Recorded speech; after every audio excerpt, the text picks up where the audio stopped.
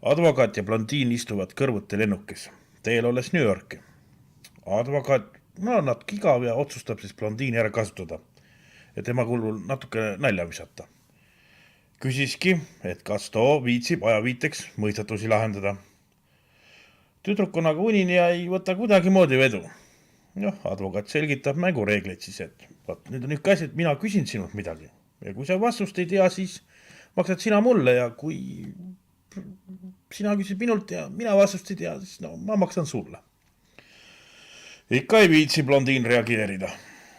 Okei, ütleb advokaat, teeme siis nii, et kui sina ei tea vastus, siis sa maksad mulle kõigest $5. Aga kui mina tean vastust, või ütleme, et ei tea vastust, maksan mina sulle $50. Taibates, et ega see tüütus nii või teisiti rahu ei anna, nõustub blondiin lõpuks siis selle mänguga. Advokaat küsib, et ütled, kui pikk on vahemaa maalt kuuni. Blondiin mõtleb natuke ja võtab sõnagi lausumata rahakotist viieka ja annab selle advokaadile. Nüüd on blondiini kord küsida. Blond natuke aega mõtleb ja küsib siis, et kuule, ütled, mis asi see on, mis läheb ülesmägi 3 jalal ja alla tuleb 4 jalal. Advokaat mõtleb, järjest rohkem mõtleb, mitte midagi ei saa aru.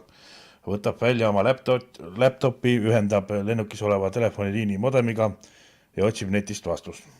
Olles lootuse kaotanud, siis viimases hädas saadab oma sõpradele e-maili. Tulemuseta vastust ei tule. Võtab siis väga löödult, olles rahakotist $50 ja annab selle blondiinile, kes sellega rahulikult vastu võtab ja uuesti tukastab. Advokaat, kes on ikka juba väga vihane, äratab blondiini üles ja küsib, et ütle, mis see siis on? Jällegi võtab blondiin tuima rahuga rahakotist $5 ja ulatab selle advokaadile.